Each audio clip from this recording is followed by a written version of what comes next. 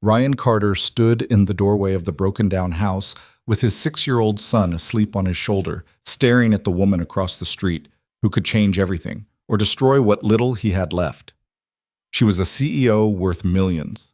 He was a failed contractor with $17 and a custody battle he was losing. What he didn't know was that Ava Sinclair had spent the last hour watching him through her window, recognizing something she thought she'd buried years ago. The look of someone who'd been broken by people who were supposed to love them. This is their story. How two people with nothing in common built something that couldn't be bought, threatened, or taken away. Stay until the end, hit that like button, and drop a comment with your city so I can see how far this story travels. The house looked worse in person. Ryan Carter killed the engine of his 15-year-old truck and sat there, hands still on the wheel, trying to find something, anything, that didn't look like it was 3 strong winds away from collapsing. The porch sagged in the middle. 2 windows on the second floor were boarded up with plywood that had gone gray with age. The paint, what was left of it, hung in strips like dead skin. "Daddy?" He turned. His son Ethan was awake now, blinking against the afternoon sun. His Spider-Man backpack clutched against his chest like a shield. "We're here, buddy." "This is it?" Ryan wanted to lie, wanted to tell him it looked better on the inside, that they'd fix it up, that everything was going to be fine. But he'd promised himself no more lying. Ethan had heard enough lies from his mother to last a lifetime. "Yeah, this is it." Ethan pressed his face against the window, studying the house with the brutal honesty only 6-year-olds possessed. "It's really broken." "It is." "Can we fix it?" Ryan's chest tightened. "We're going to try." He climbed out, his back protesting after 8 hours on the road. The town was quiet. In that way, small towns were quiet in the middle of a Tuesday afternoon, like the whole place was holding its breath, waiting for something to happen. The street was lined with old houses, most of them better maintained than his. Trees he couldn't name cast shadows across cracked sidewalks. Somewhere down the block, a dog barked twice and went silent. Ryan opened the back door and lifted Ethan down. The kid's sneakers hit the pavement, and he immediately grabbed Ryan's hand, not because he was scared necessarily, just because that's what they did now. Had been doing since the divorce was finalized and Ryan got primary custody, the only thing he'd won in 2 years of fighting. "Stay close while I check it out, okay?" Ethan nodded. Ryan pulled the key from his pocket, the one the lawyer had mailed him 3 weeks ago with a letter explaining that his Uncle Jim had died and left him this house. Uncle Jim, who Ryan hadn't seen since he was 10. Uncle Jim, who'd probably left him this place because he didn't have anyone else, not because he thought Ryan deserved it. The front door stuck. Ryan had to put his shoulder into it before it gave way with a groan that sounded almost human. The smell hit him immediately. Dust, mildew, something else he didn't want to identify.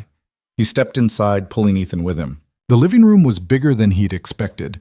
Empty, except for a couch that looked like something out of a 1970s catalog and a coffee table with 3 legs. The floor was hardwood underneath about 30 years of grime.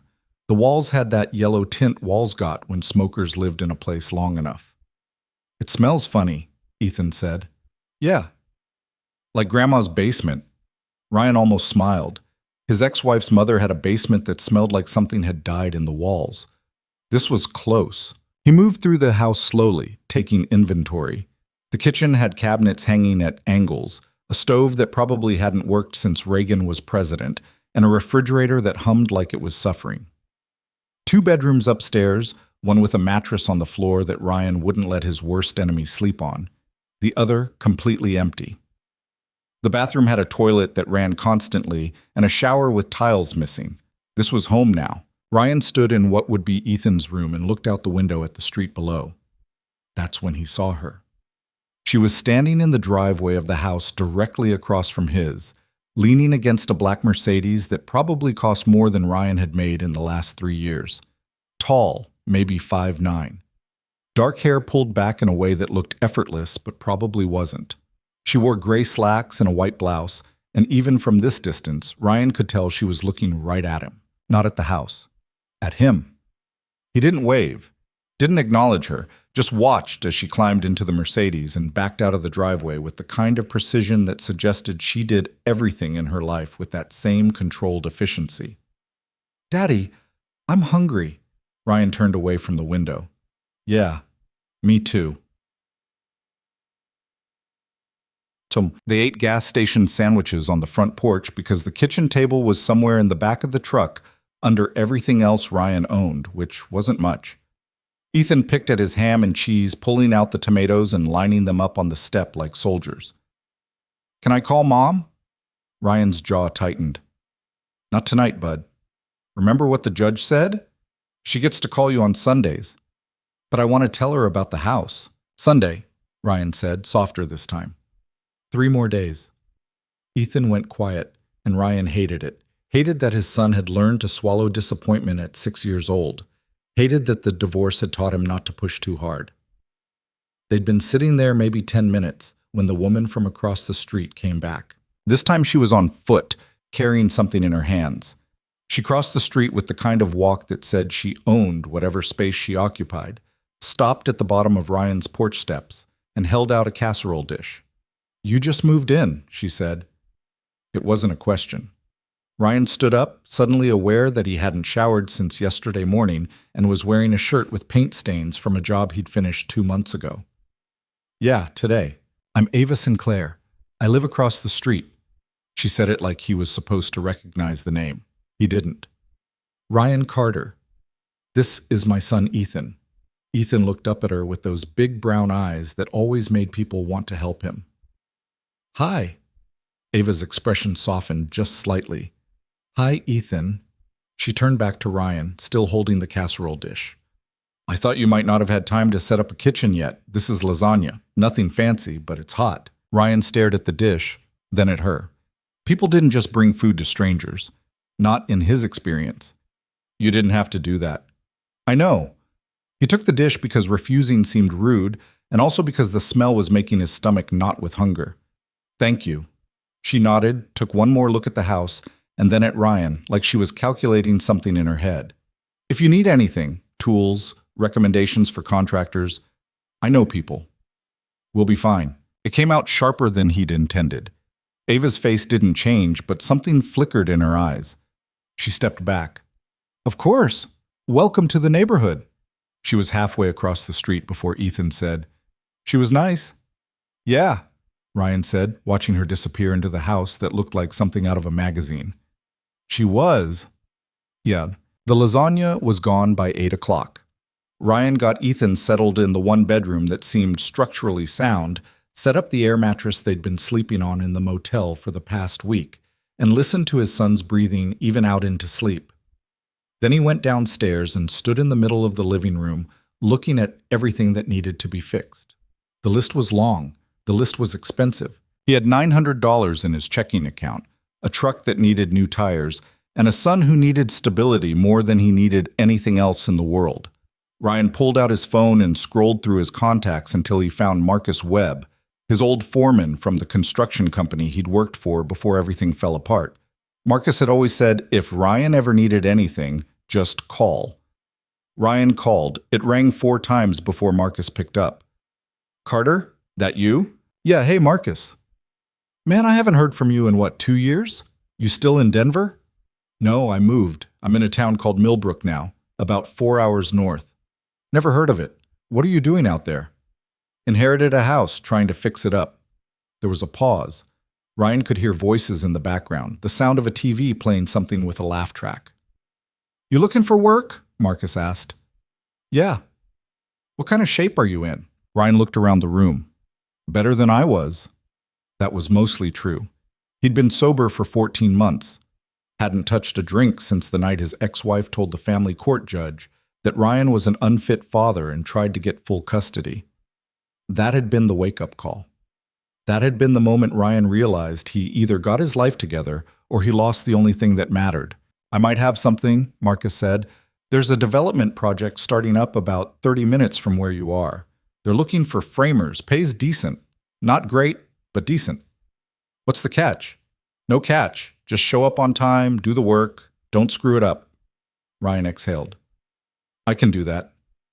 I'll text you the details. Project manager's name is Hal Owens. Tell him I sent you." "Marcus, don't thank me yet. Just don't make me look bad, all right?" "I won't." They hung up. Ryan stood there with the phone in his hand, feeling something he hadn't felt in a long time. Hope. It was small, fragile, easy to crush, but it was there. The next morning, Ryan woke up at 5:30 out of habit, made instant coffee in a mug he'd packed from the motel, and started unloading the truck. By the time Ethan wandered downstairs at 7, rubbing his eyes and dragging his blanket, Ryan had moved most of the boxes into the house and was trying to figure out which room to set up as his workspace. "Morning, bud." "Morning. You want cereal?" Ethan nodded and climbed onto one of the 2 chairs Ryan had set up in the kitchen. Ryan poured him a bowl of off-brand Cheerios and set it down with a splash of milk from the small cooler they'd brought in last night. "What are we doing today?" Ethan asked. "I have to go talk to someone about a job. You're going to hang out with Mrs. Chen." Mrs. Chen ran a small daycare 3 blocks away. Ryan had found her online, called her yesterday, and convinced her to take Ethan on short notice. She'd sounded skeptical, but agreed after Ryan paid her 2 weeks up front. Ethan's face fell. "I don't know Mrs. Chen." "You will after today." "Can I come with you?" "Not this time." Ethan stared down at his cereal, and Ryan felt the familiar ache of being a single parent who couldn't be in 2 places at once. He crouched down next to the chair. "Hey, look at me." Ethan looked. "I know this is hard. I know it's all new and scary, but I need you to trust me, okay? I'm going to fix this. I'm going to make it good."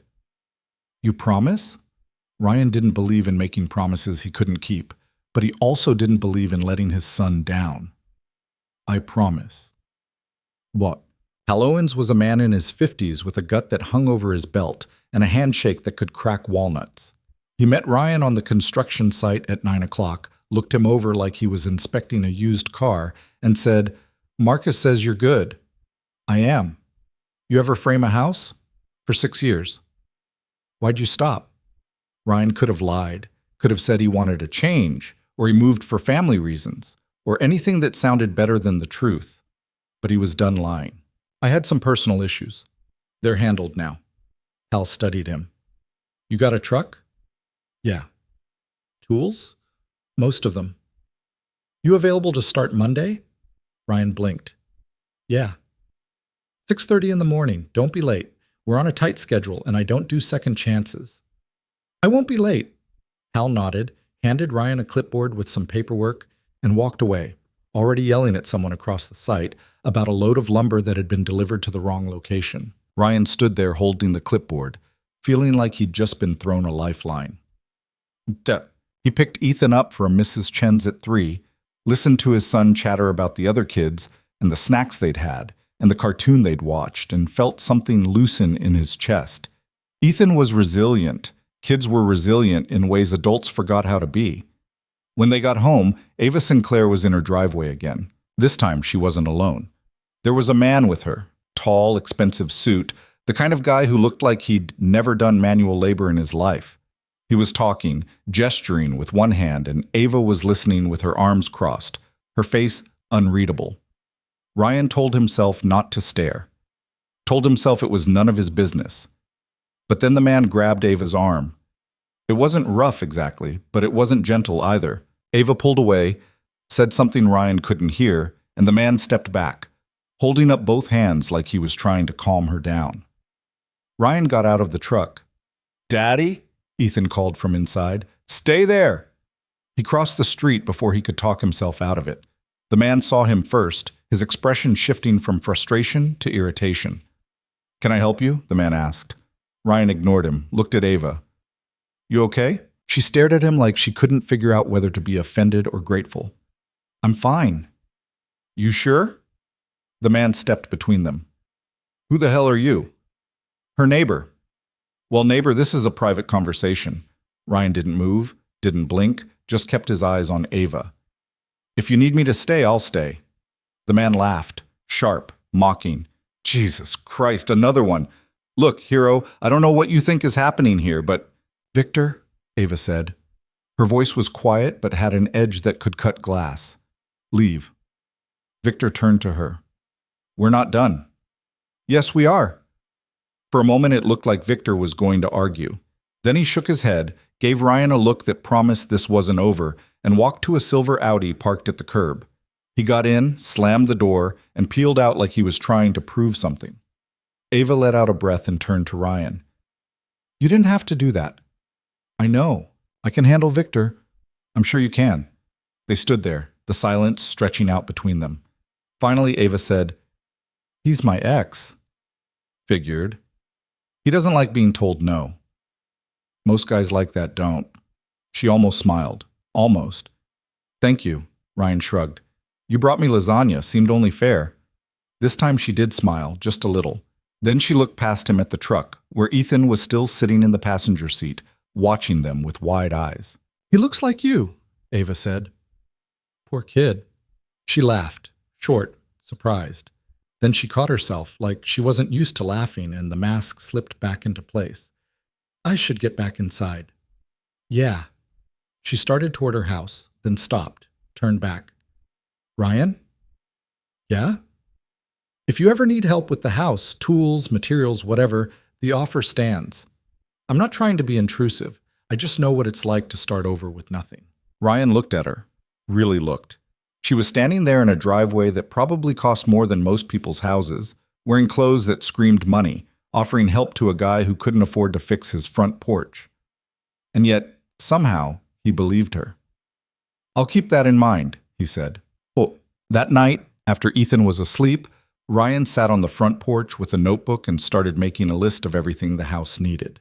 New roof, electrical rewiring, plumbing that didn't sound like it was dying, insulation, drywall, paint, flooring. The list filled 2 pages. He stared at it until the words blurred, trying to figure out where to start, what he could afford, what he could do himself. The job with Hal would help. It wouldn't be enough, not right away, but it was a start. Across the street, a light came on in Ava's living room window. Ryan watched it for a minute, wondering what her story was. Wondering why a woman who looked like she had everything would spend her Tuesday afternoon bringing lasagna to a stranger. Then he closed the notebook, went inside, and got to work. But by the end of the first week, Ryan had settled into a rhythm. Wake up at 5:30, coffee. Get Ethan ready. Drop him at Mrs. Chen's by 6:15. Drive to the construction site. Work until 4. Pick up Ethan. Come home. Make dinner. Help Ethan with the simple worksheets Mrs. Chen sent home. Get him to bed by 8. Spend the next 3 hours working on the house. It was exhausting. It was working. On Friday, Ryan got his first paycheck from Hal. Not much, but enough to buy groceries and put a little toward the electric bill.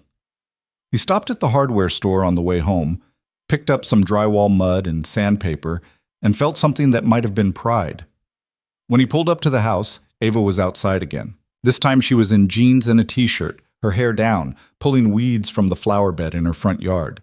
She looked different, younger, less like a CEO and more like a person. Ryan got out of the truck, waved. She waved back. How's the house coming? She called. Slow, but it's coming. Need any help? Ryan hesitated. He'd been telling himself for a week that he didn't need help, that he could do this on his own, that accepting anything from her would be admitting weakness. But the truth was, he could use an extra set of hands. You know anything about drywall? He asked. She stood up, brushed dirt off her knees. I can learn, petite. Ava showed up at 7 o'clock that night with a tool belt that looked brand new and a YouTube video queued up on her phone titled How to Patch Drywall for Beginners. Ryan almost laughed. You're serious. I don't joke about home improvement. They worked for 3 hours side by side, patching holes in the living room walls. Ava was meticulous, deliberate, the same way she probably was in boardrooms. She asked questions, took notes on her phone, and didn't complain when drywall dust got in her hair. Why are you doing this? Ryan asked at one point. She was smoothing mud over a patch, concentrating. Doing what? Helping me.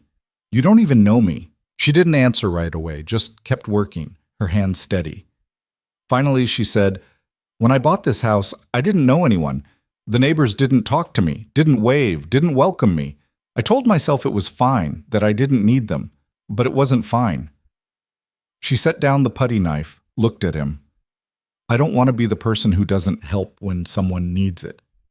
Ryan didn't know what to say to that, so he just said, Thank you. Over the next 2 weeks, Ava became a fixture.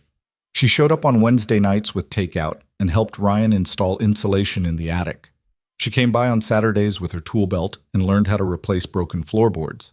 She brought Ethan books from the library and helped him with his reading homework while Ryan worked on the plumbing. She never asked for anything in return. She never made Ryan feel small. And slowly, the house started to change. The porch no longer sagged. The windows had glass instead of plywood. The living room had drywall that wasn't crumbling. The kitchen had cabinets that hung straight. Ryan stood in the middle of the living room one night, looking around, and realized he'd started to believe this might actually work. Then his phone rang. The number wasn't saved, but Ryan recognized the area code. Denver. He answered. Hello? Mr. Carter, this is Jennifer Bloom.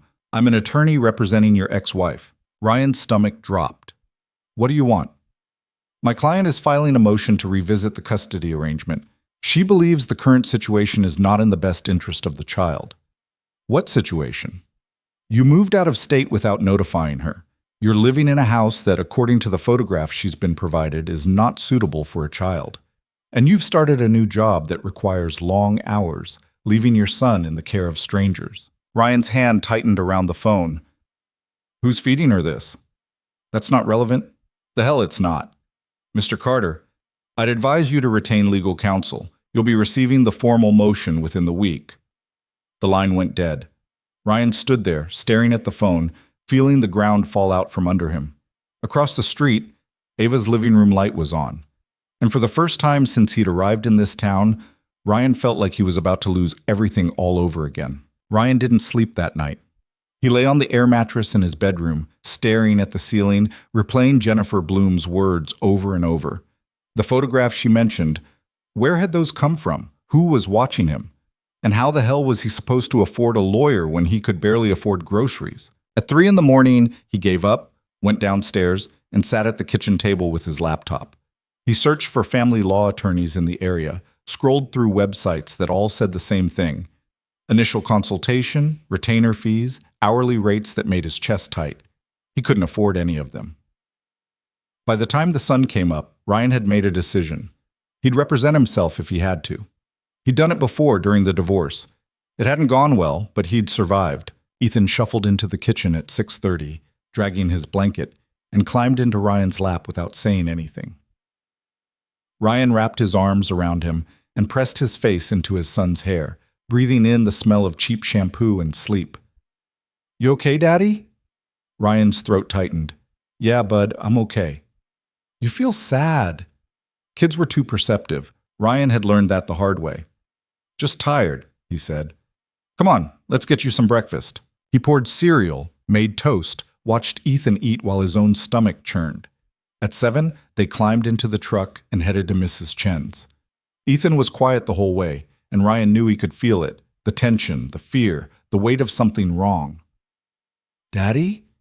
Yeah? Are we going to stay here?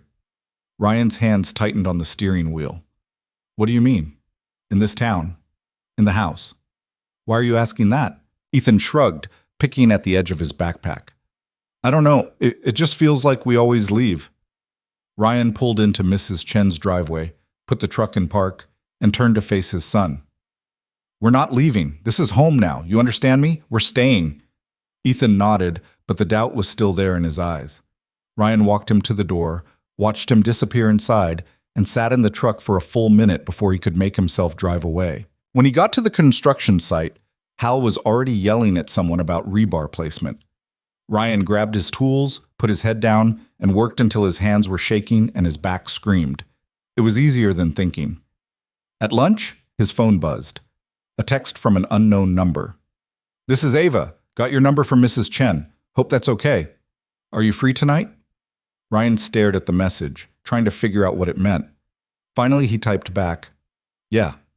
Why? Need to talk to you about something. 7 o'clock? Okay. He shoved the phone back in his pocket and tried to focus on the framing in front of him, but his mind kept circling back to that text. What did she need to talk about? Had she heard about the custody motion? Was she going to tell him she couldn't help anymore, that she didn't want to get involved in his mess? The rest of the day dragged. By the time Ryan picked up Ethan and got home, it was almost 6.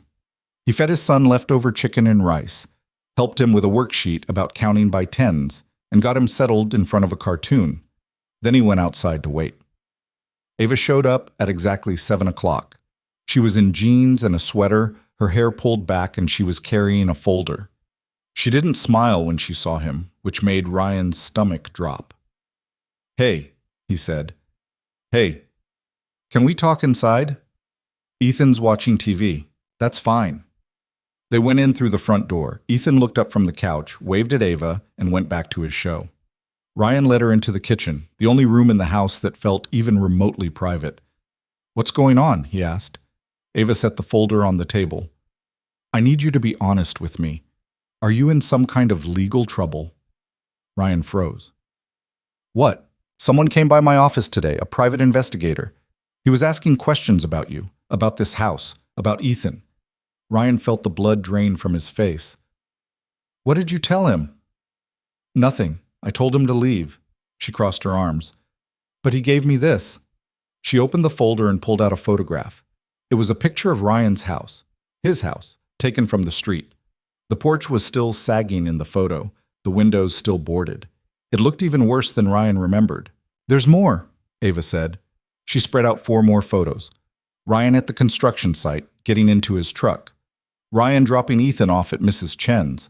Ryan and Ava working on the house together, visible through the living room window. "Who took these?" Ryan asked, his voice tight. "I don't know, but whoever hired that investigator wanted a record of your life here. And I'm guessing it's not because they're writing a nice article." Ryan sat down hard in one of the kitchen chairs. "It's my ex-wife. She's trying to get custody back." Ava's expression didn't change. "Why now?" "I don't know. Maybe because I moved. Maybe because she's pissed I won in the first place." He rubbed his face. "Her lawyer called me yesterday. Said she's filing a motion, that this house isn't suitable, that I'm leaving Ethan with strangers." "Are you?" "Mrs. Chen runs a licensed daycare. She's got a spotless record. And this house, yeah, it was a wreck when I got here, but I've been fixing it. You've seen it. You've helped." "I know. So what do I do?" Ava was quiet for a long moment. Then she said, "You get a lawyer." "I can't afford one." "Then you find a way." Ryan laughed, bitter, exhausted. "You think I haven't tried? I've called every attorney in a 50-mile radius. The cheapest retainer is $5,000. I don't have $5,000. I don't have 500. Ava sat down across from him. "What if I helped?" "No." "Ryan," I said no.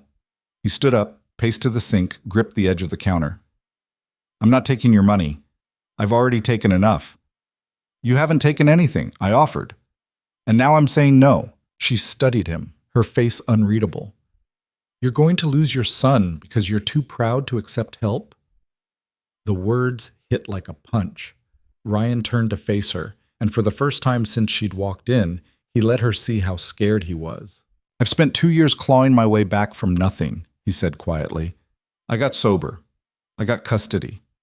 I moved here to give Ethan a fresh start. And if I take your money, if I let you fix this, then what? What happens when you're gone? When you get tired of playing fairy godmother to the broke guy across the street?" Ava's jaw tightened. "That's not what this is." "Then what is it?" "It's me trying to help someone who actually deserves it for once." The words hung between them. Ryan wanted to argue, wanted to push back, but the exhaustion was too heavy. "I'll think about it," he said finally. "Don't think too long.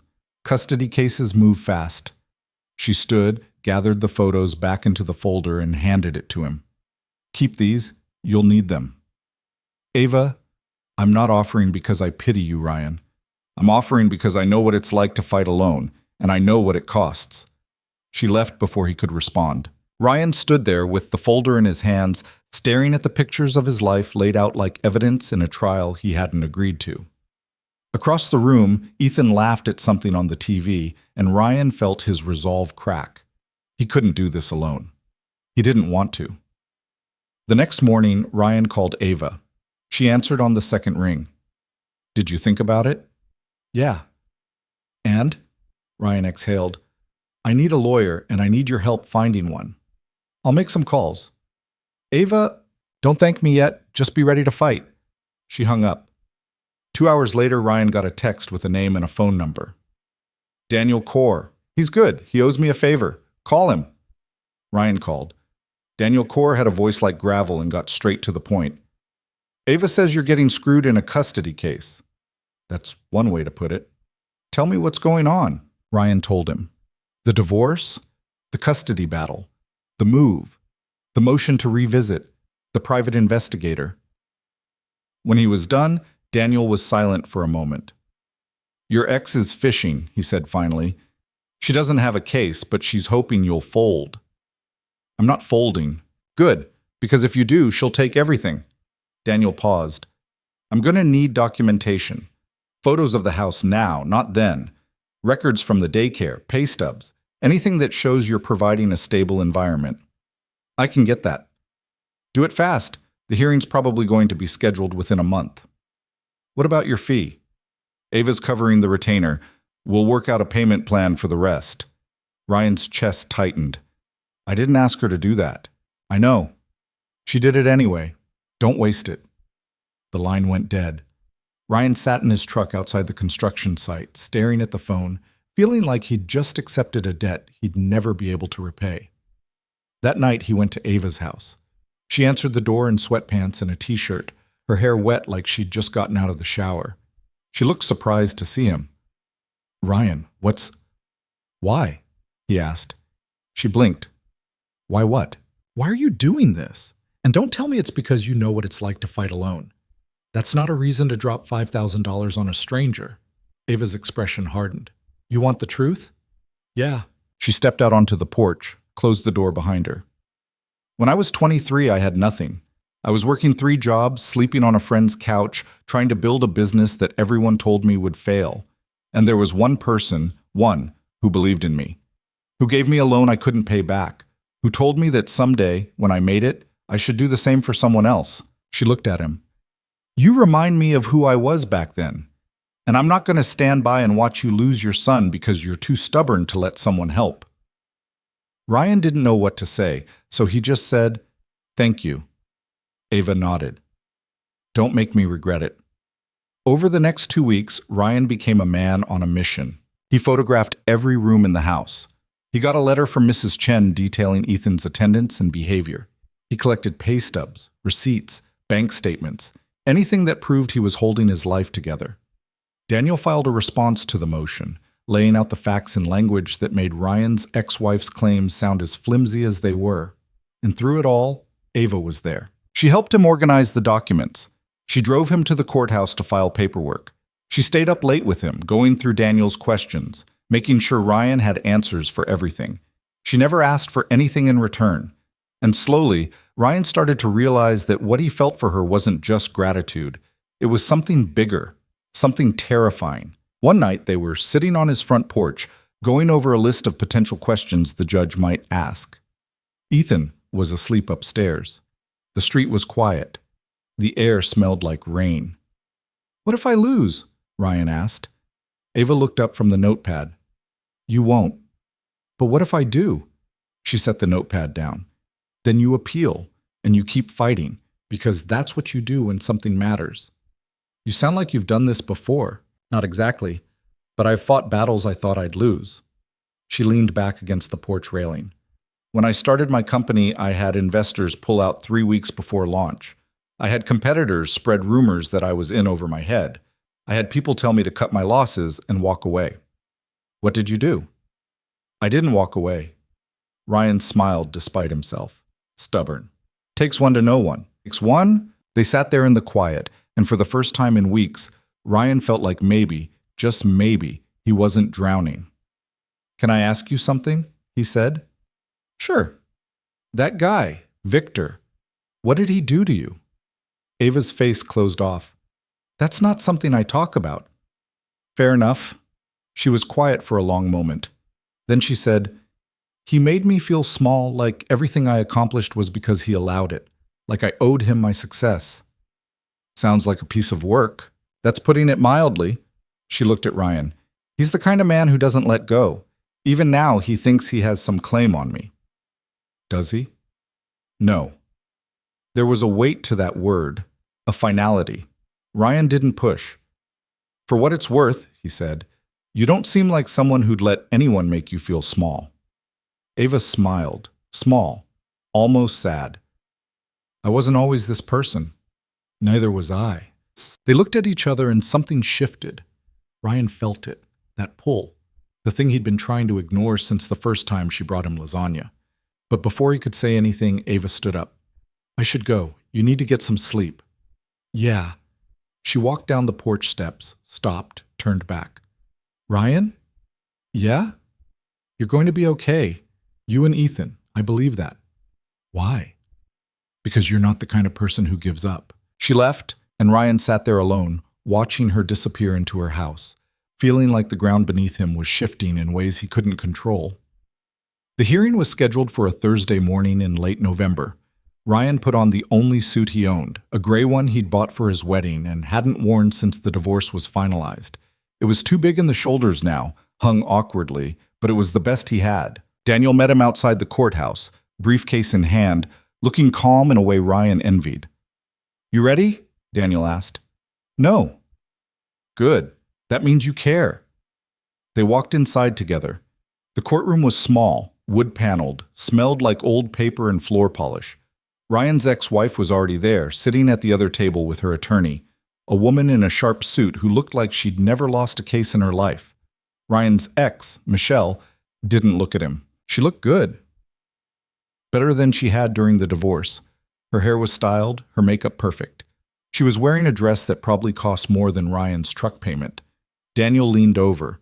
Don't react to anything she says, no matter what. I know. I'm serious. She's going to try to get under your skin. I said I know. The judge entered. A woman in her 60s with gray hair and eyes that looked like they'd seen every lie in the book. Everyone stood. She sat. The hearing began. Michelle's attorney went first. She painted a picture of Ryan as a man in crisis, a man who'd uprooted his son without notice, moved him to a dilapidated house in a town where he had no support system, left him with strangers while he worked long hours at a construction job that barely paid the bills. She presented the photographs, the house with the sagging porch, the boarded windows. She talked about instability, about the importance of consistency, about a mother's right to provide a better environment. She made it sound reasonable. She made it sound like Ryan was failing. When it was Daniel's turn, he stood up and methodically dismantled every claim. He presented the updated photos of the house. He showed the letter from Mrs. Chen. He walked the judge through Ryan's pay stubs, his bank statements, the lease agreement for the house he now owned outright. He called Ryan to the stand. Ryan sat in the witness box, hands folded, and answered every question Daniel asked. Yes, he'd moved without notifying Michelle, but he'd done so legally. There was no custody agreement that prohibited it. Yes, the house had needed work, but he'd done that work. Yes, he worked long hours, but Ethan was in a licensed daycare with a caregiver who had 15 years of experience. Then Michelle's attorney stood up. Mr. Carter, is it true that you struggled with alcohol abuse during your marriage? Ryan's jaw tightened. Yes. And is it true that this abuse contributed to the dissolution of your marriage? It was part of it. Are you still drinking? No. How long have you been sober? 16 months. Have you attended any support meetings or counseling? Ryan hesitated. He couldn't afford it, had done it on his own through sheer force of will and fear of losing Ethan. No, he said. So you expect this court to believe you've overcome a serious addiction with no professional support? Daniel stood up. Objection? Argumentative. The judge nodded. Sustained. Move on, counselor. But the damage was done. Ryan could see it in the judge's face, the flicker of doubt. Michelle's attorney smiled. No further questions. When Ryan stepped down, he felt like he'd just lost. Daniel called one more witness, Ava. Ryan's head snapped up. He hadn't known she was coming. Ava walked to the stand in a navy suit, her hair pulled back, looking every inch the CEO she was. She was sworn in, sat down, and met the judge's eyes without flinching. Daniel asked her to state her name and occupation. Ava Sinclair. I'm the CEO of Sinclair Consulting Group. Michelle's attorney looked annoyed. Relevance, Your Honor? I'm getting there, Daniel said. He turned back to Ava. How do you know Mr. Carter? He's my neighbor. I live across the street from him. And in the time you've known him, have you observed his interactions with his son? Yes. Can you describe those interactions? Ava didn't hesitate. Ryan is one of the most dedicated fathers I've ever seen. He works himself to exhaustion to provide for Ethan. He helps with homework. He cooks meals. He's present. And more than that, he's kind. Ethan isn't afraid of him. He runs to him. That tells you everything you need to know. Have you been inside Mr. Carter's home? Yes. Can you describe its current condition? It's clean, safe, and fully functional. Ryan has spent the last 2 months repairing it. I've helped with some of the work. The house is more than suitable for a child. Michelle's attorney stood up. Miss Sinclair, isn't it true that you've provided financial assistance to Mr. Carter? Ava's expression didn't change. I recommended an attorney. That's not financial assistance. Did you pay that attorney's retainer? I did. Why would you do that for someone you barely know? Ava looked at her like she was an idiot. Because he needed help, and I was in a position to provide it. So you make a habit of giving money to strangers? No, I make a habit of helping people who deserve it. And you believe Mr. Carter deserves it? I know he does. Michelle's attorney opened her mouth to ask another question, but the judge held up a hand. I've heard enough, she said. I'll issue my ruling within the week. The hearing was over.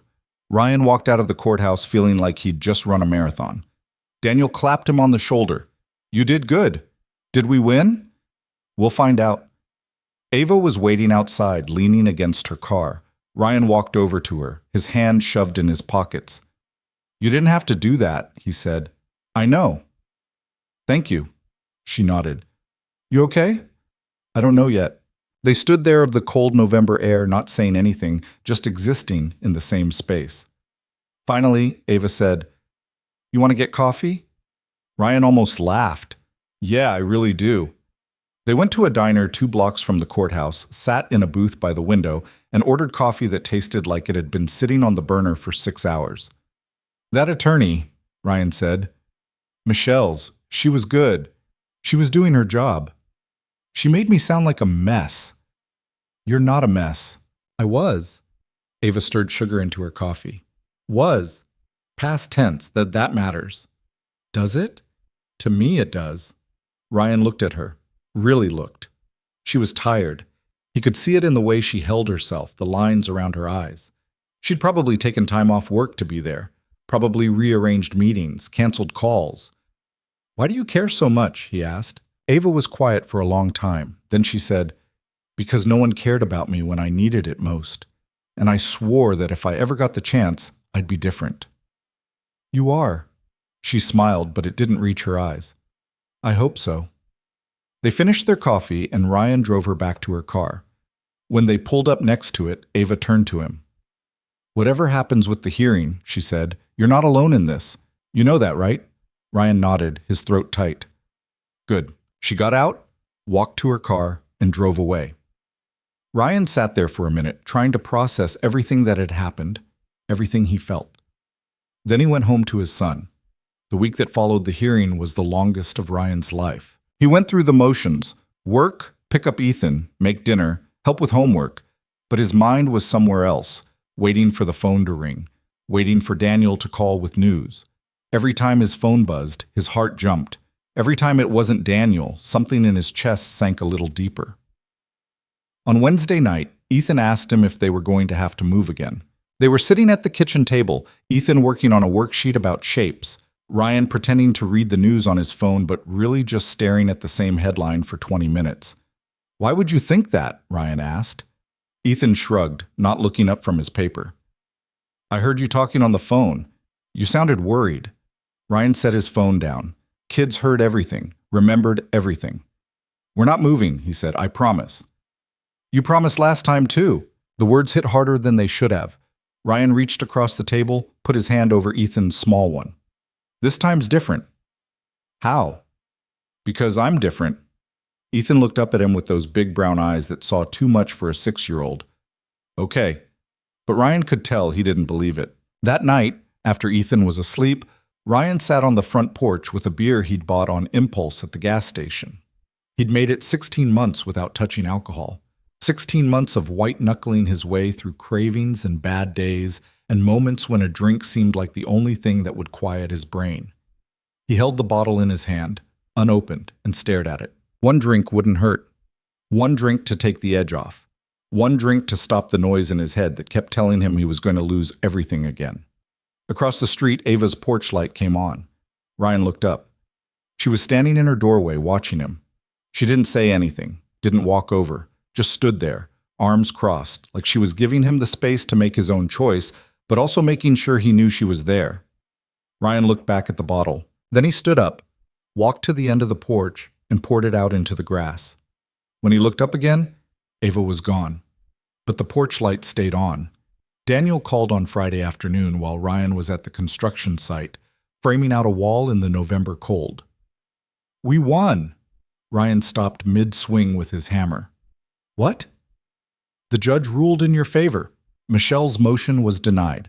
The custody arrangement stands." Ryan sat down on a stack of lumber, the hammer falling from his hand. "You're sure?" "I'm looking at the order right now." "It's done, Ryan. You won." "What about Michelle? Can she appeal?" "She can try, but she won't win. The judge was very clear in her ruling. You've demonstrated stability, you've provided a safe home, and the court recognizes that Ethan is thriving in your care." Ryan couldn't speak, couldn't process it. For 16 months, he'd been waiting for the other shoe to drop, for someone to decide he wasn't good enough, that he'd screwed up too many times to deserve a second chance. And now this. "Ryan, you still there?" "Yeah, I'm here." "Congratulations, you earned this." Ryan hung up and sat there in the cold, staring at nothing, feeling something he hadn't felt in years. Relief. He called Ava before he even thought about it. She answered on the first ring. "Did Daniel call you?" "Yeah." "And?" "We won." There was a pause, then Ava said, her voice quieter than he'd ever heard it. "I knew you would." "I couldn't have done it without you." "Yes, you could have. You just didn't have to." Ryan closed his eyes, the gratitude so heavy in his chest he thought it might crack him open. "Thank you." "You already said that." "I'll probably say it 100 more times." Ava laughed, soft, genuine. "I'll hold you to that." That night, Ryan took Ethan out for pizza to celebrate. They sat in a booth at a place called Marco's that had checkered tablecloths and a jukebox that only played songs from the 80s. Ethan ate 3 slices and talked nonstop about a science project Mrs. Chen was helping the kids with, something about volcanoes and baking soda. Ryan just listened, soaking it in, memorizing the sound of his son's voice when he was happy. "Daddy?" "Yeah, bud?" "Are you happy?" Ryan looked at him. "Yeah, I am." "Good. You smile more when you're happy." "Do I?" Ethan nodded. "A lot more." Ryan reached across the table and ruffled his hair. "That's because of you. You know that?" Ethan grinned, sauce on his chin, and went back to his pizza. When they got home, Ava was sitting on her porch steps, her phone in her hand, staring at the screen like it had personally offended her. Ryan told Ethan to go inside and get ready for bed, then walked across the street. "You okay?" he asked. Ava looked up, startled. "Yeah, fine." "You don't look fine." She sighed, locked her phone, and set it on the step beside her. "Victor's been calling, texting. He wants to meet." Ryan's jaw tightened. "Tell him to go to hell." "I did. He's not listening." "Then block him." "I've tried. He just uses different numbers." She rubbed her face, suddenly looking exhausted. "He's relentless when he wants something." "What does he want?" "Me, apparently. Or some version of me he's built in his head that doesn't actually exist." Ryan sat down on the step next to her. "You want me to talk to him?" Ava looked at him like he'd just suggested skydiving without a parachute. "Absolutely not." "Why not?" "Because Victor doesn't respond well to threats. He escalates. And the last thing I need is you getting involved in something that could blow back on you." "I'm already involved." "No, you're not." "Ava, Ryan, listen to me. Victor is dangerous, not in the way you're thinking. He's not going to show up with a gun or burn my house down. But he's powerful. He knows people. He can make things very difficult for anyone who gets in his way. So you just let him harass you?" "I'm handling it." "By ignoring him?" "By not engaging." She looked at him. "I've dealt with men like Victor my whole life. The best thing you can do is refuse to play their game. Ryan didn't like it, didn't like the idea of her dealing with this alone, but he also knew when to back off. If he shows up here again, Ryan said, I'm not going to just stand by. I know. They sat there in the quiet, the November air cold enough that Ryan could see his breath. You want to come in for coffee? Ava asked. I made too much, and I'm not going to sleep anyway. Yeah, okay. Ava's house was nothing like Ryan expected. He'd imagined something cold, modern, all glass and steel and furniture that looked like it belonged in a museum. But inside it was warm, comfortable. The living room had a couch you could actually sit on, bookshelves lined with actual books, a fireplace that looked like it got used. There were framed photos on the mantel, Ava with people Ryan didn't recognize, younger versions of her at what looked like college graduations and business events. Nice place, he said. Thanks. I bought it because it didn't feel like the places I grew up in. What were those like? Cold, empty. My parents weren't around much. They had careers, obligations, things that mattered more than raising a kid. She handed him a mug of coffee. I swore when I had my own place, it would feel like a home, not a showroom. Ryan took the coffee, cradled it in his hands. You did a good job, Ava smiled. Thanks. They sat on the couch, a respectable distance between them, and talked about nothing important. The weather, the town. A restaurant Ava had tried downtown that Ryan should take Ethan to. It was easy, comfortable, and Ryan realized this was the most relaxed he'd felt in months. Can I ask you something? Ava said after a while. Sure. What happened with your ex? I mean, I know about the custody stuff, but what actually ended it? Ryan stared into his coffee. I did. What do you mean? I was drinking too much, working too much. I was angry all the time and I didn't know why. Michelle tried to help at first, but eventually she stopped trying, and I don't blame her. I wasn't someone you could help. What changed? She told the judge I was a danger to Ethan, that I shouldn't be allowed unsupervised visits. Ryan's voice was quiet. And for about 5 seconds, I believed her. I thought maybe she was right, that Ethan would be better off without me. But you didn't believe it. No, I didn't, so I quit drinking, got my life together, fought for custody, won. He looked at her. And then I moved here and started over. Again. That takes guts. Or stupidity. Sometimes they're the same thing. Ryan smiled despite himself. What about you? What's your story with Victor? Ava's smile faded. We were together for 3 years. I was 26 when we met. He was older, established, everything I thought I wanted.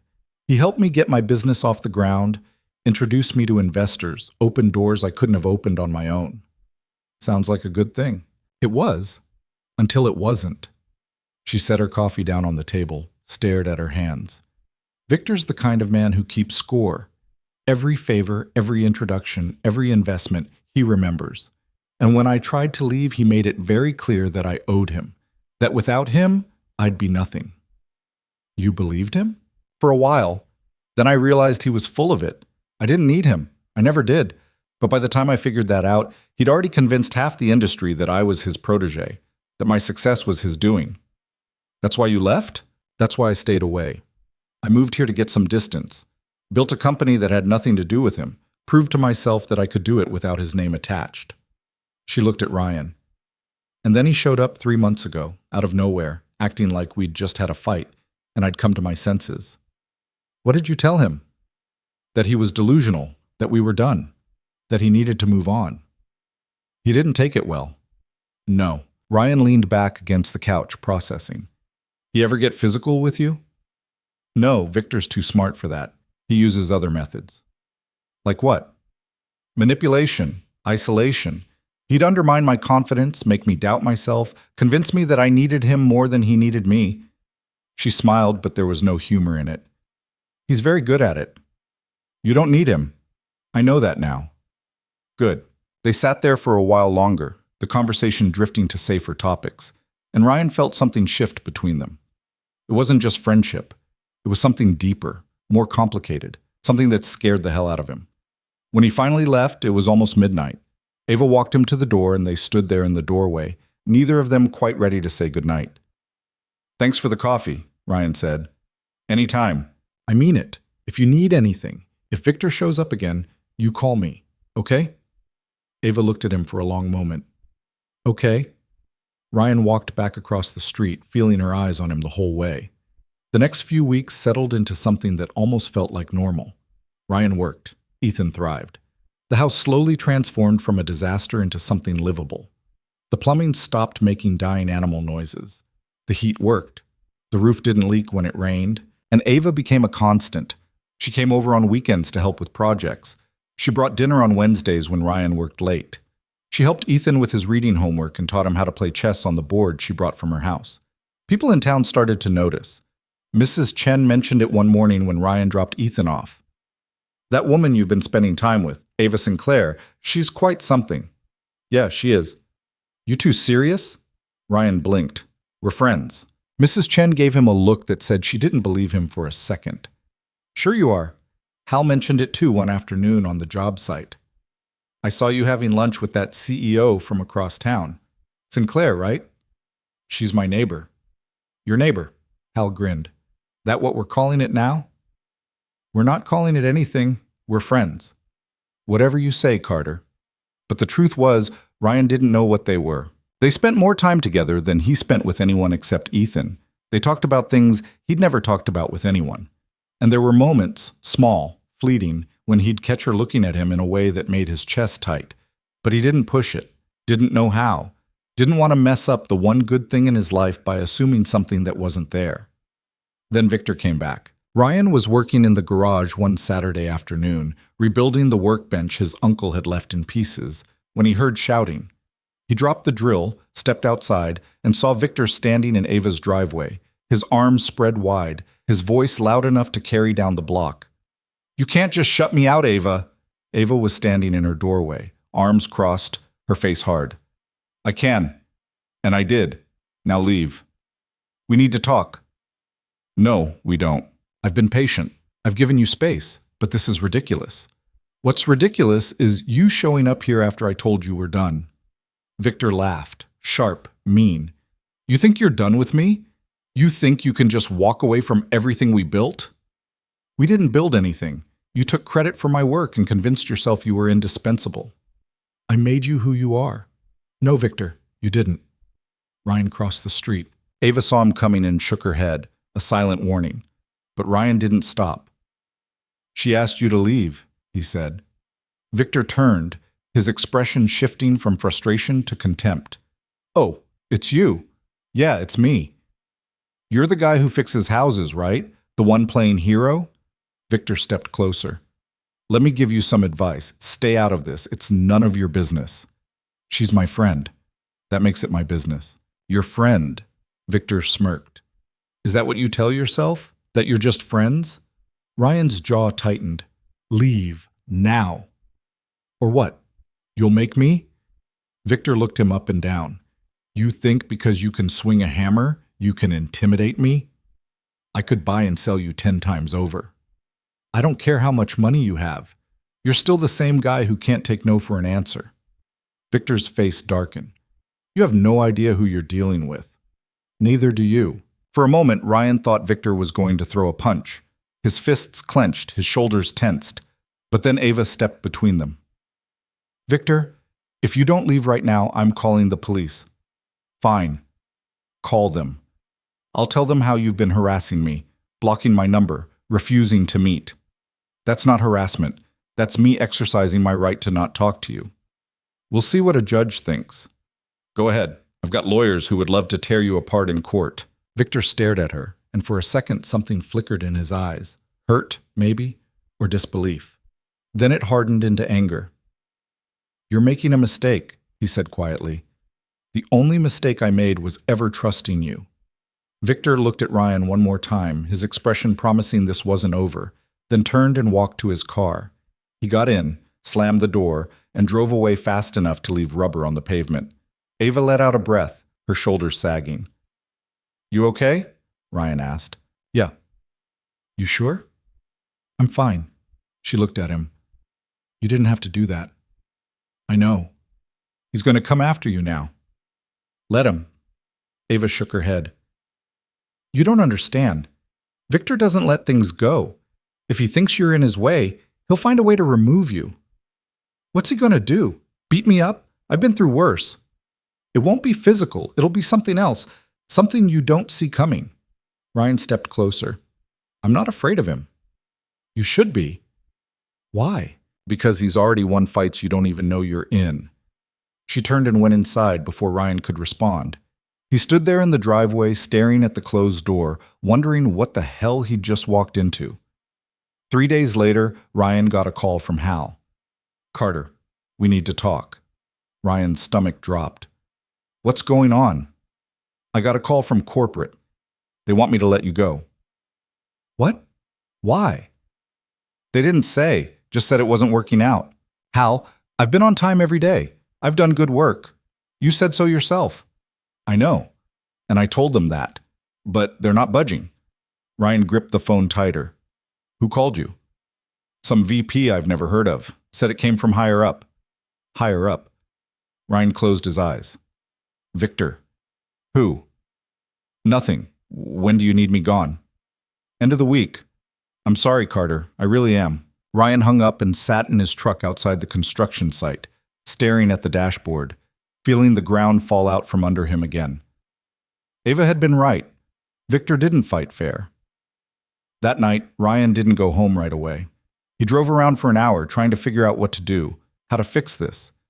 He had savings, not much, but enough to last maybe a month if he was careful. After that, he'd be back to where he started. When he finally pulled it into his driveway, Ava was sitting on his porch steps. I heard, she said. Ryan climbed out of the truck, too tired to ask how she knew. Word travels fast. Hal's wife works in my office. She mentioned it. Of course she did. Ava stood up. This is my fault. No, it's not. Victor did this because of me, because you stood up to him. Victor did this because he's an asshole. That's not on you. Ryan, I don't want to hear it, Ava. I don't want you blaming yourself for something he did. She looked at him, and he could see the guilt written all over her face. I can fix this, she said. How? I know people. I can make some calls, get you another job. No. Why not? Because I'm not going to let you clean up every mess in my life. I'm not going to be the guy who needs rescuing every time things get hard. That's not what this is. Then what is it? Ava opened her mouth, closed it. I don't know. Ryan laughed, tired, bitter. Yeah, me neither. He walked past her, up the steps, and stopped at the door. I appreciate everything you've done for me, Ava. I really do. But I can't keep taking from you. It's not fair to either of us. Ryan, I need to figure this out on my own. He went inside before she could argue, closed the door, and stood there in the dark, listening to the sound of her footsteps as she walked away. The next morning, Ryan started making calls. He reached out to every contact he had, every foreman he'd worked with, every contractor who'd ever said they'd hire him if he was available. Most didn't answer. The ones who did said they weren't hiring, or they'd already filled their positions, or they'd call him back and never did. By the end of the day, Ryan had nothing. He sat at the kitchen table with his laptop, scrolling through job boards, applying for anything that looked remotely viable. Warehouse work, delivery driving, retail, anything. Ethan came downstairs, saw him sitting there, and climbed into his lap without asking. You okay, Daddy? Ryan wrapped his arms around him. Yeah, bud. I'm okay. You don't look okay. Ryan kissed the top of his head. I'm just tired. Are we going to be okay? Yeah, we are. Ethan was quiet for a minute. Then he said, Is Miss Ava mad at you? Ryan blinked. Why would you think that? She didn't come over yesterday. Or today. She always comes over. She's not mad. She's just busy. Oh. Ryan held his son tighter, feeling the weight of everything pressing down on him. They'd be okay. They had to be. Ryan's last day at the construction site was a Friday, cold and gray, with the kind of wind that cut through clothing like it wasn't there. Hal shook his hand, told him he was sorry again, and handed him a final check that felt lighter than it should have. You're a good worker, Carter. If things change, I'll call you. Ryan nodded, knowing the call would never come. He packed his tools into the back of his truck and drove home in silence, trying not to think about what came next. The house was quiet when he walked in. Ethan was still at Mrs. Chen's. Ryan had 2 hours before he needed to pick him up. 2 hours to figure out how to tell his son that things were about to get harder again. He sat at the kitchen table and opened his laptop, pulled up his bank account. The numbers stared back at him, unforgiving. He had enough to cover rent on the house for 3 months if he didn't eat. 2 if he wanted to keep the lights on. His phone buzzed. A text from an unknown number. "We should talk. There's an opportunity I think you'd be interested in. Victor Hale." Ryan stared at the message, his jaw tightening. He deleted it without responding. 10 minutes later, another text came through. Same number. "I know you need work. I can provide it. Better pay than Hal was giving you. Think about your son." Ryan's hands curled into fists. He typed back, "Not interested." The response came immediately. "Everyone has a price, Ryan, even you." Ryan blocked the number and threw his phone onto the table. He sat there for a long time, staring at nothing, feeling the walls close in. Victor was right about one thing. Ryan needed work. Needed it desperately. But not from him. Not from someone who'd use it as leverage, who'd hold it over Ryan's head like a weapon. There had to be another way. That night, after Ethan was in bed, Ryan heard a knock at the door. It was Ava. She stood on his porch in jeans and a coat, her hands shoved in her pockets, looking uncertain in a way he'd never seen before. "Can I come in?" she asked. Ryan hesitated, then stepped aside. They stood in the living room, an uncomfortable silence stretching between them. Finally, Ava said, "I heard Victor contacted you." "How do you know that?" "Because I know him. He can't resist. He sees an opening and he goes for it." She looked at Ryan. "What did he offer you?" "A job. I turned him down." "Good. Is that why you came here, to make sure I didn't take it?" "No, I came because I owe you an explanation." Ryan crossed his arms. "About what?" Ava took a breath. "About why Victor's doing this. Why he's targeting you." "I know why. Because I got in his way. It's more than that." She moved to the couch, sat down like she needed the support. "When Victor and I were together, I told him things, personal things, about what I wanted, what mattered to me. And one of those things was finding someone real, someone who didn't care about money or status or what I could do for them." Ryan sat down in the chair across from her. So when he saw you, saw us together, he knew exactly what you were, what you represented." She met his eyes. "You're everything he's not, and that terrifies him." "I'm not trying to be anything." "I know, that's the point." Ava leaned forward, her elbows on her knees. "Victor spent his whole life building an empire on control. He controls his business, his image, the people around him. And when he couldn't control me anymore, it broke something in him. Now he sees you as the reason, like if he can remove you from the equation, I'll come back." "That's insane." "It is, but it's how he thinks." She paused. "I need you to understand something, Ryan. Victor's not going to stop. Getting you fired was just the beginning. He's going to keep pushing until he finds something that breaks you." "Then let him try." "You don't mean that." "The hell I don't." Ryan stood up, paced to the window. "I've spent my whole life letting people push me around. My ex-wife, my bosses, everyone who ever told me I wasn't good enough. I'm done with it." "This isn't about pride." "No. It's about principle. If I cave to Victor now, what's next? Where does it stop?" Ava was quiet for a long moment. Then she said, "What if I told you there was a way to stop him, permanently?" Ryan turned to face her. "What are you talking about?" "Victor's company is built on deals that aren't entirely legal. Contracts with clauses that violate labor laws. Offshore accounts that hide taxable income. I know because I used to help him set them up." She stood, walked over to him. "If someone were to report it to the right authorities, his whole empire would collapse. You want to turn him in. I want to stop him from hurting anyone else." Ryan studied her face. "Why haven't you done it already?" "Because I didn't have proof. I knew what was happening, but I didn't have documentation. Victor's too smart to leave a trail." She hesitated. "But I think I know someone who does." "Who?" "His former CFO, a man named Colin Reeves. He left the company 2 years ago under suspicious circumstances. Rumor is he took copies of everything before he walked out." "You think he'd talk to you?" "I think he'd talk to us, if we approached him the right way." Ryan shook his head. "This is crazy." "I know." You're talking about going after a man who has more money and power than we'll ever have. Yes. And you think we can win? Ava looked at him, and in her eyes, Ryan saw something he recognized. The same determination he'd felt when he fought for custody of Ethan. The same refusal to back down that had gotten him this far. I think we have to try, she said. Ryan thought about Victor's text, about the job offer, about the implicit threat underneath it. Think about your son. Where's this Colin guy live? He asked. Ava's expression shifted, relief mixed with something else. 3 hours north. I can set up a meeting. Do it. She pulled out her phone, started typing. Ryan? Yeah? Thank you. Don't thank me yet. We haven't done anything.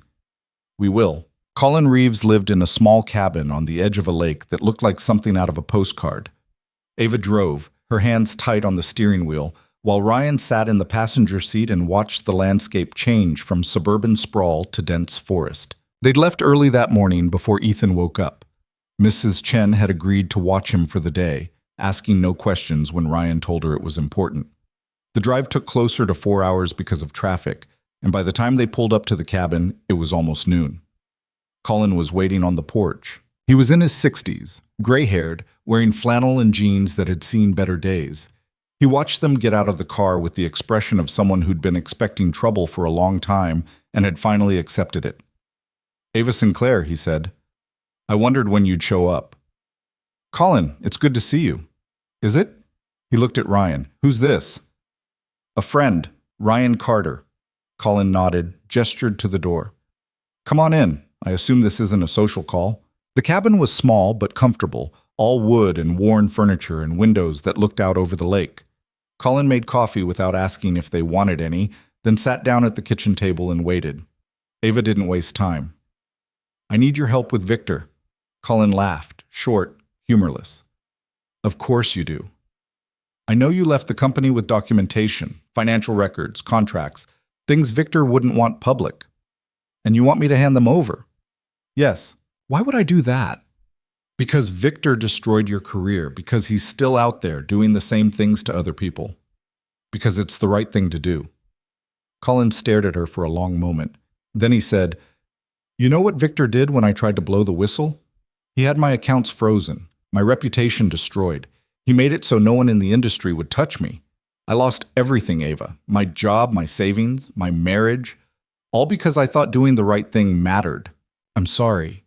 Are you? Or are you just sorry that you need something from me? Ava flinched. Both. Colin turned to Ryan. What's your stake in this? Victor got me fired from my job. He's threatening the life I'm trying to build for my son, and I'm not going to let him get away with it. Noble. Stupid, but noble. Colin stood, walked to the window, stared out at the lake.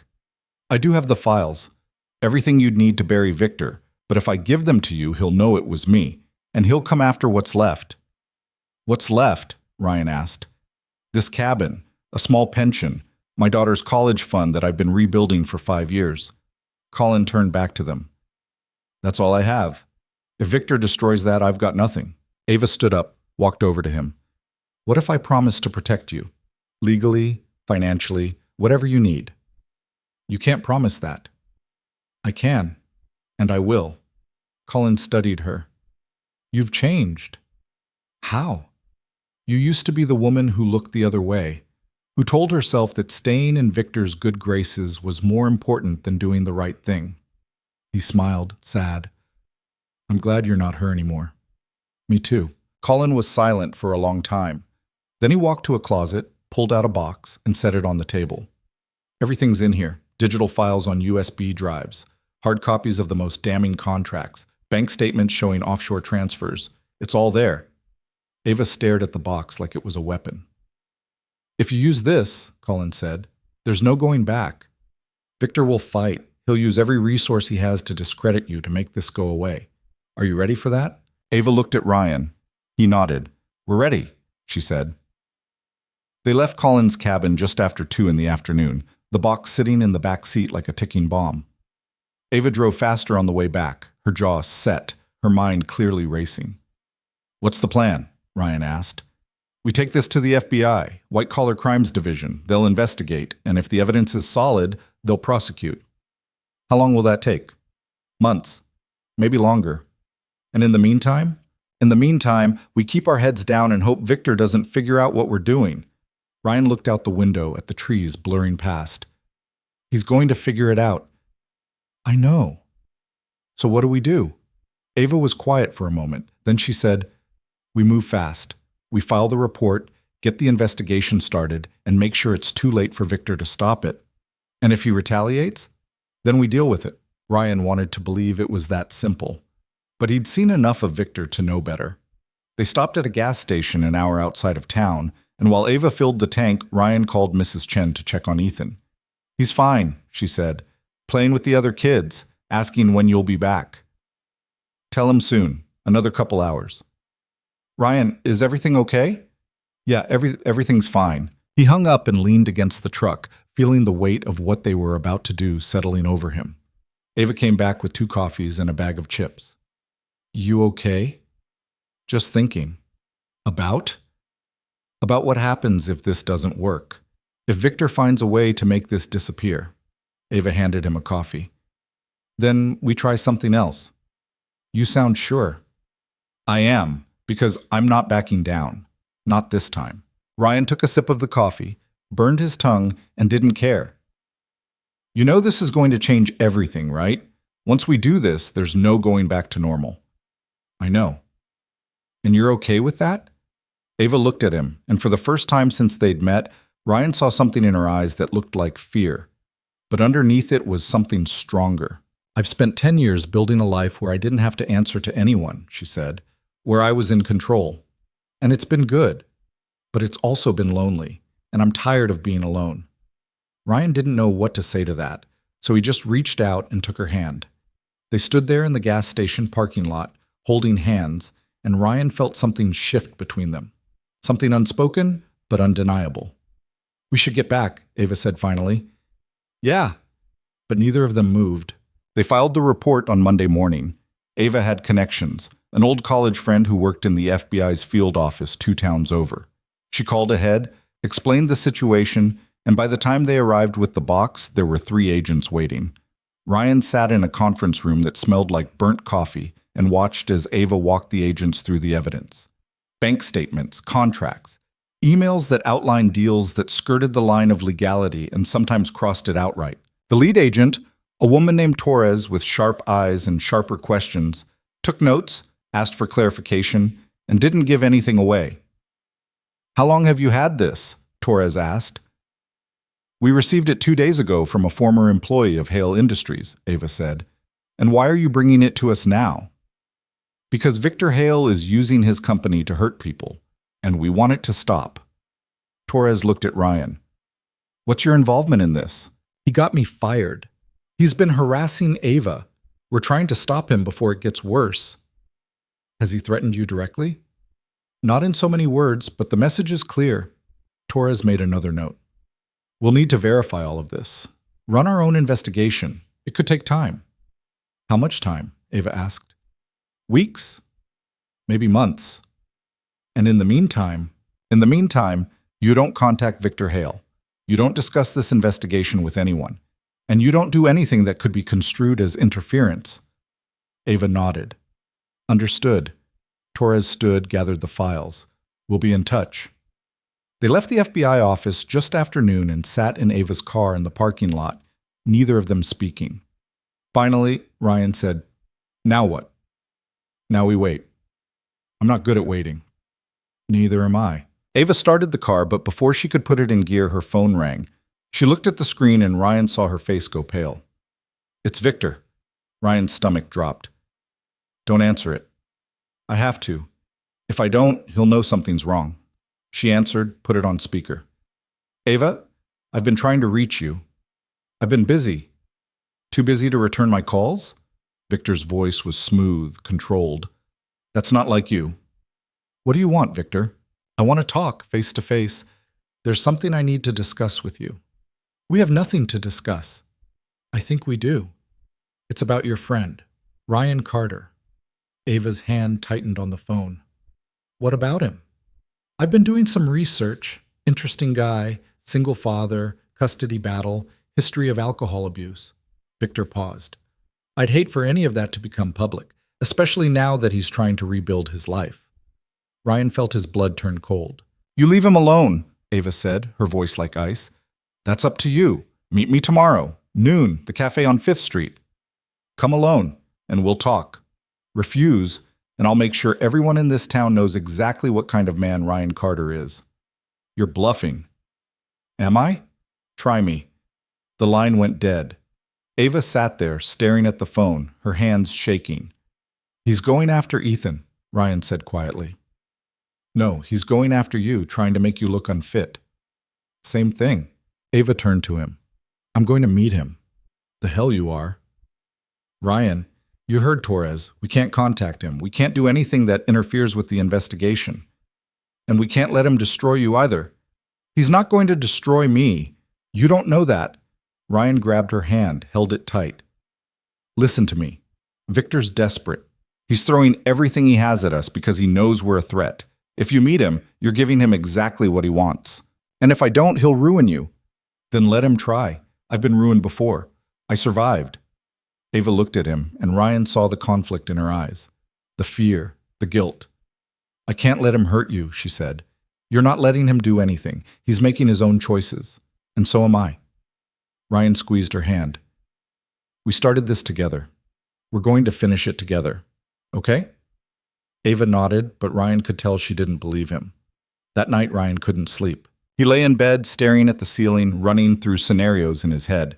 Victor going public with Ryan's past. A new custody battle. Losing Ethan all over again. At 2 a.m, he gave up and went downstairs. Ava was sitting on his front porch. Ryan opened the door, stepped out. What are you doing here? Couldn't sleep. Yeah, me neither. He sat down next to her, and they stared out at the quiet street. I keep thinking about what he said, Ava murmured. About making your past public. It's already public. It was all part of the custody case. But not here. Not in this town. People here don't know. So they'll find out. I'm not ashamed of it. Ava looked at him. You should be angrier. I am angry, but I'm also tired, and anger doesn't fix anything. What does? Ryan thought about it. Doing the right thing, even when it's hard, even when it costs you. Ava was quiet for a long time. Then she said, I'm going to meet him. Ava, I have to. Not because he threatened you, but because I need to look him in the eye and tell him that he doesn't own me anymore. That he never did. Ryan wanted to argue, wanted to tell her it was a bad idea, but he also understood. Sometimes you had to face the thing that scared you most to prove it didn't have power over you anymore. Then I'm coming with you, he said. He said, come alone. I don't care what he said. Ava smiled, small, tired. Okay. They sat there until the sun came up, and when the light finally broke over the horizon, Ryan felt something he hadn't felt in a long time. Hope. Not the fragile kind that shattered at the first sign of trouble, but the kind that was built on something solid, something real. The kind that came from knowing you weren't facing the fight alone. The cafe on 5th Street was the kind of place that tried too hard to look rustic. Exposed brick, Edison bulbs, reclaimed wood tables that wobbled when you set your coffee down. Ryan and Ava arrived 15 minutes early and took a table near the back where they could see the door. Victor showed up exactly at noon. He walked in like he owned the place, scanning the room until his eyes landed on them. When he saw Ryan sitting next to Ava, his jaw tightened, but he covered it with a smile that didn't reach his eyes. I said, come alone, he said as he approached. And I said, we're done taking orders from you, Ava replied. Victor pulled out a chair, sat down without being invited. He was wearing a suit that probably cost more than Ryan's truck, his hair perfectly styled, every inch of him designed to intimidate. Ryan Carter, Victor said, turning his attention to him. The hero. Tell me, does it feel good? Playing white knight for a woman who doesn't need saving? I'm not here to play anything, Ryan said evenly. I'm here because Ava asked me to be. How sweet. Tell me, Ava, does he know what you were like when we were together? How you do anything to climb the ladder? How you used people and discarded them when they stopped being useful? Ava didn't flinch. I know exactly who I was, and I know who I am now. The question is, do you? Victor leaned back in his chair. I know I built an empire. I know I gave you opportunities you'd never have had without me. And I know you walked away from all of it because you convinced yourself you were too good for me. No, Victor.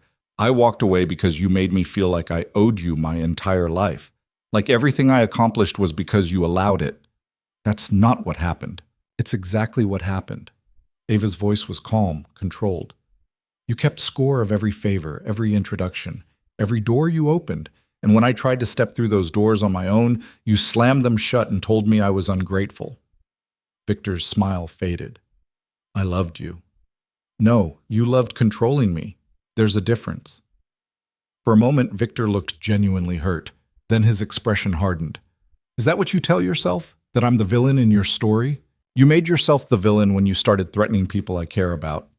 People like him? Victor gestured at Ryan. A broke contractor with a drinking problem and a custody battle? That's what you traded me for? Ryan felt anger spike in his chest, but before he could respond, Ava spoke. I didn't trade you for anyone. I left you because staying was killing me. And Ryan's a better man than you'll ever be because he doesn't measure his worth by how much power he has over other people. Victor's face flushed. You think this is over? You think you can just walk away and start fresh with your new boyfriend and I'll disappear?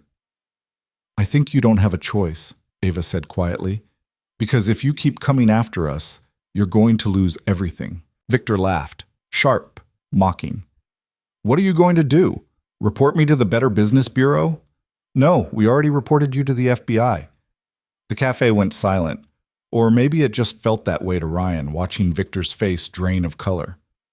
You're lying, Victor said. We're not. We have documentation of every illegal deal you've made in the last 10 years, offshore accounts, labor violations, tax fraud, and we handed it all over to the White Collar Crimes Division. Ava leaned forward. They're investigating you right now, and when they're done, you're going to prison. Victor stared at her, and for the first time since Ryan had met him, the man looked genuinely shaken. You don't know what you've done, he said quietly. I know exactly what I've done. I've stopped you from hurting anyone else. Victor stood up so fast his chair scraped against the floor. You're going to regret this. Maybe, but I'll regret it less than I regret ever trusting you. Victor looked at Ryan, then back at Ava. This isn't over. Yes, it is. He walked out without another word, and Ryan watched him go, feeling the tension drain from his shoulders. Ava sat there, staring at the table, her hands trembling slightly. You okay? Ryan asked. Yeah, I think so. You were amazing. She looked up at him, and Ryan saw tears in her eyes. I've been scared of him for so long, and now I'm just tired. Ryan reached across the table, took her hand. It's over. You don't have to be scared anymore. You don't know that. I do, because we're not backing down, and neither is the FBI. Ava squeezed his hand. Thank you for being here. Where else would I be? They sat there for a long time, holding hands across a wobbly table in a cafe that smelled like overpriced coffee, and Ryan felt something settle in his chest. This was what mattered. Not money, not power, not proving anything to anyone. Just this. Just being there for someone who needed you. The next 2 weeks were a waiting game. Agent Torres called twice to ask follow-up questions, details about specific transactions, clarification on timelines, confirmation of sources. Each time, Ava answered calmly, thoroughly, and when she hung up, Ryan could see the exhaustion in her face.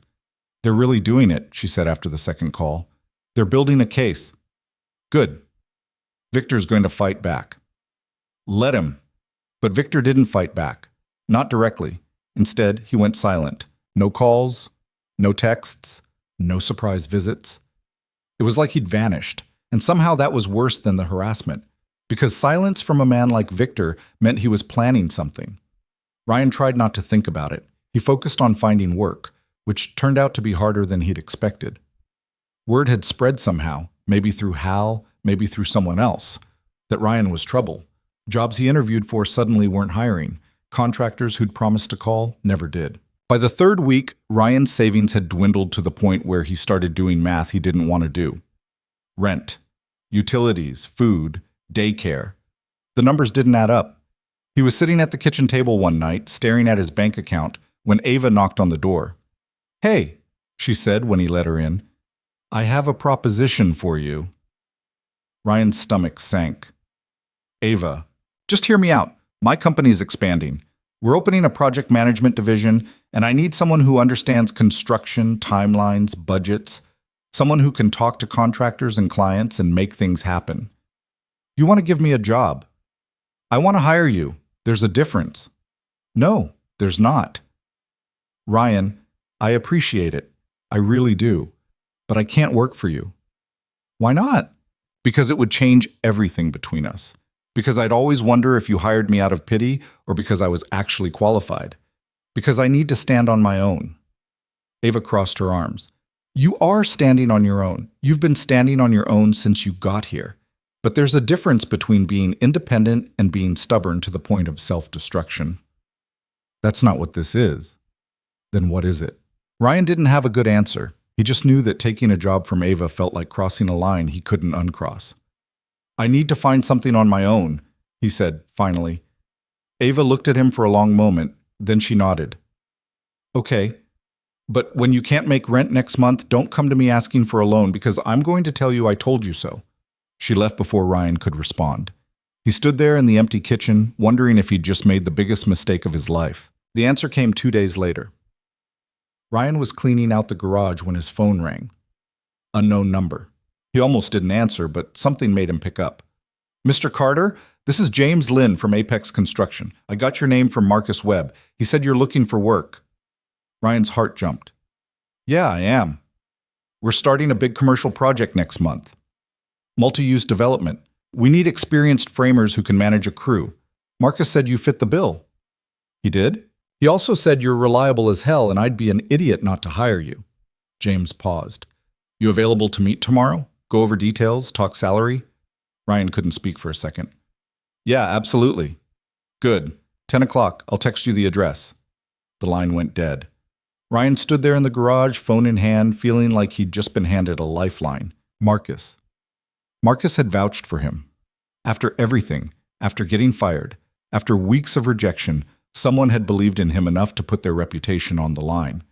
Ryan called Marcus immediately. You get the call? Marcus asked. Yeah, I got it. Good, don't screw it up. I won't. Marcus, thank you. I don't know what to say. Don't say anything. Just do the work. And when you're back on your feet, pay it forward. They hung up, and Ryan sat down on a stack of lumber, feeling something that might have been hope, or might have been relief, or might have been both. He called Ava. I got a job, he said when she answered. There was a pause, then Ava said, I'm glad. It's good pay, better than Hal was giving me. I'll be able to cover rent and then some. That's great, Ryan, really. Ava, about what you said the other night, you don't have to explain. I do. Because you were right, I was being stubborn. But it wasn't about you. It was about me needing to prove to myself that I could do this. I know. And I still think working for you would complicate things. But not because I don't trust you, because I do. More than anyone. Ava was quiet for a moment. Can I come over? Yeah. She showed up 20 minutes later and they sat on the front porch, watching the sun set over the quiet street. I've been thinking, Ava said. About us. About what this is. Ryan's chest tightened. Yeah, me too. And I don't know what to call it, but I know it matters. You matter. You matter to me too. Ava turned to face him. I'm not good at this. Relationships, letting people in. I spent so long building walls that I forgot how to take them down. You're doing fine. Am I? Ryan reached out, took her hand. You're here. That's more than most people would do. Ava looked at their hands, intertwined, and Ryan saw something shift in her expression.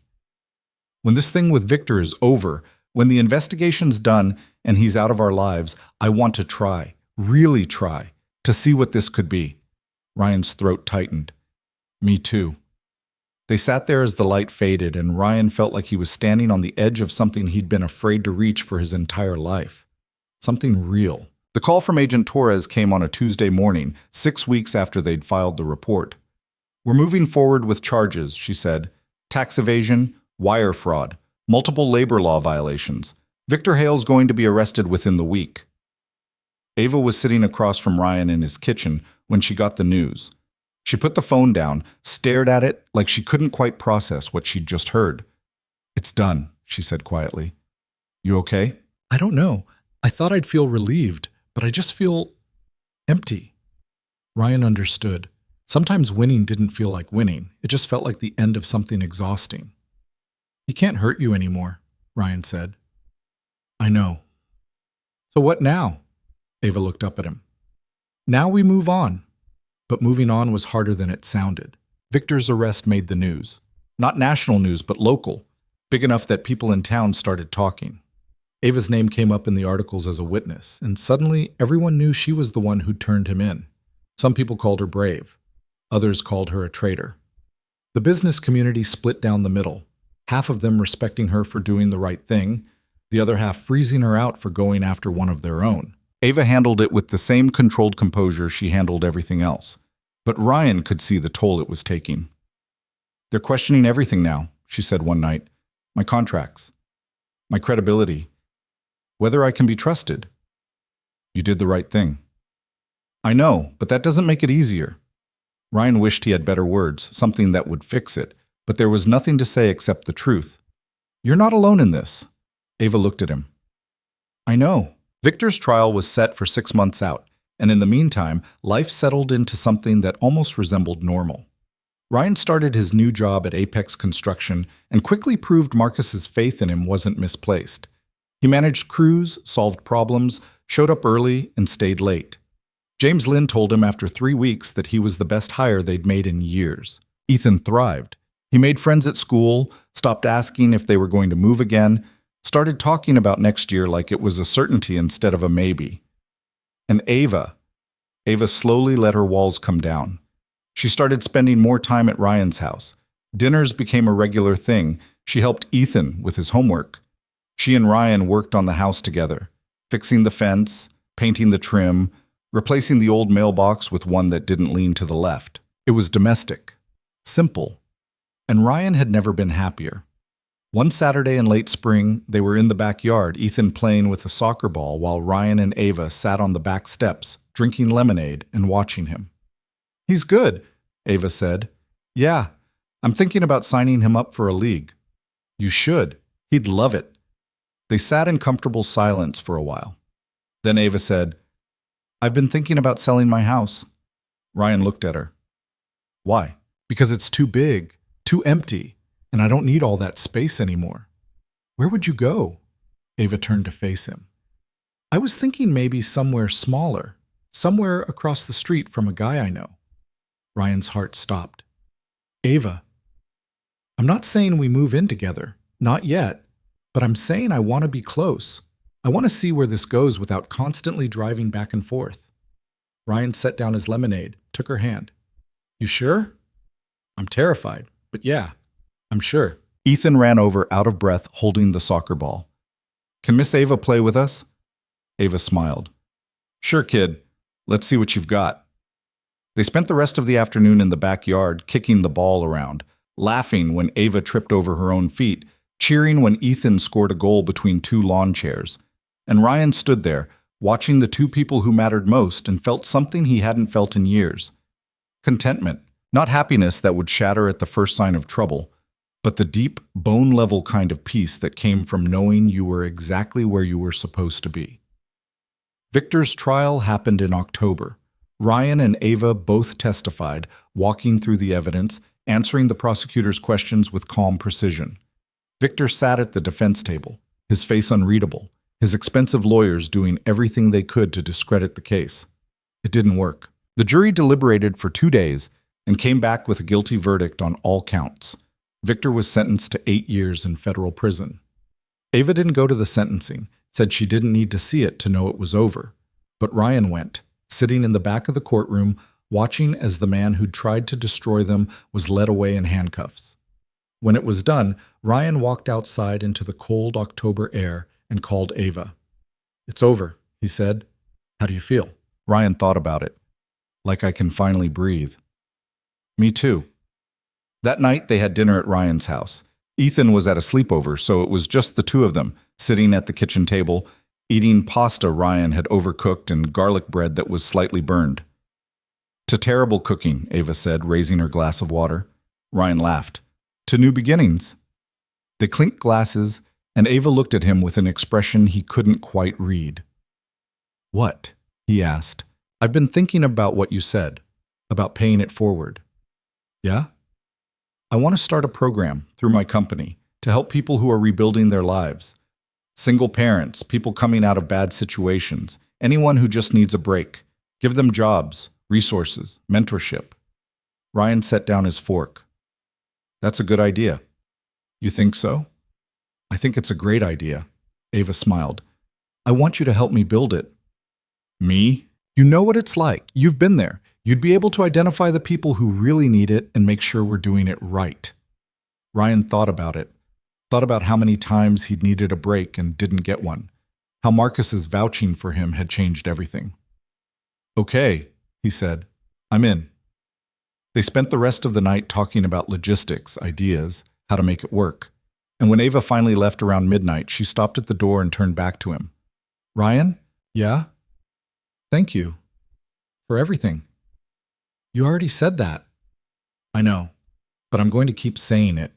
She kissed him, soft, tentative, like she was testing the waters. And when she pulled away, Ryan saw everything he needed to see in her eyes. This was real.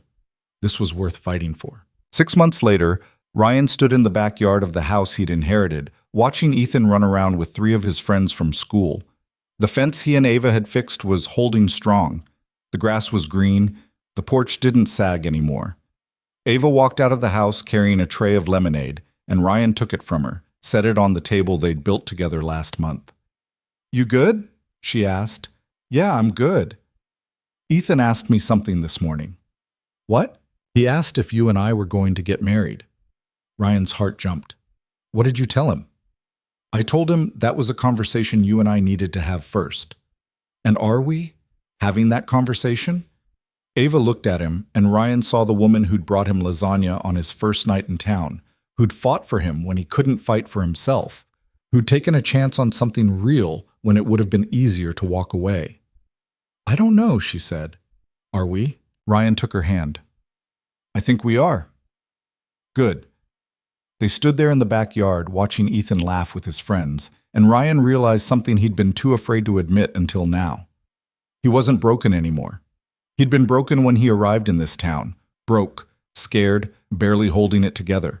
But somewhere along the way, he'd found people who saw him not for what he'd lost, but for what he could still become. He'd found Ava, who taught him that accepting help wasn't weakness.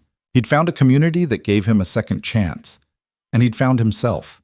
Not the version of himself he'd been before everything fell apart, but a better version. Stronger, kinder, more willing to believe that good things could last. Ethan ran over, out of breath. Dad, can we have a camp out tonight in the backyard? Ryan looked at Ava. She shrugged. Why not? Yeah, bud, we can do that. Ethan cheered and ran back to his friends. Ava leaned her head on Ryan's shoulder. You know what I realized? What? I spent 10 years building a company, making money, proving I didn't need anyone. And I was miserable. And then I met you and Ethan, and suddenly none of that mattered as much. You still need your company. I do. But it's not everything anymore. You and Ethan, you're what matters. Ryan kissed the top of her head. You matter too. I know. They stood there as the sun started to set, painting the sky in shades of orange and pink, and Ryan felt something settle deep in his chest. This was home. Not the house, though the house was part of it. Not the town, though the town had given him a chance. Home was this. Standing in a backyard with the woman he loved, and the son he'd fight for until his last breath. Home was knowing that no matter what came next, challenges, setbacks, bad days, they'd face it together. Because the truth Ryan had learned over the past year was simple. Life wasn't about being perfect. It wasn't about having all the answers or never making mistakes. It was about showing up, doing the work, letting people in even when it scared you, choosing to believe that you deserved good things even when everything in your past told you otherwise. It was about building something real in a world that often felt fake. And Ryan had built something real. He'd built a home, a family, a life worth fighting for. And for the first time in as long as he could remember, he wasn't afraid of losing it, because he knew now that the things worth having were the things you earned through struggle and sacrifice and refusing to give up when it would have been easier to walk away. Ethan called out from across the yard, "Dad, Miss Ava, come play with us." Ava looked up at Ryan. "You heard the kid." Ryan smiled. "Yeah, let's go." They walked across the grass together, hand in hand, toward the sound of children laughing and a future that felt, for once, full of possibility instead of fear. And Ryan thought about how far he'd come. From a man with nothing left to lose to a man who had everything to live for. It hadn't been easy. It hadn't been smooth. But it had been worth it, every single step.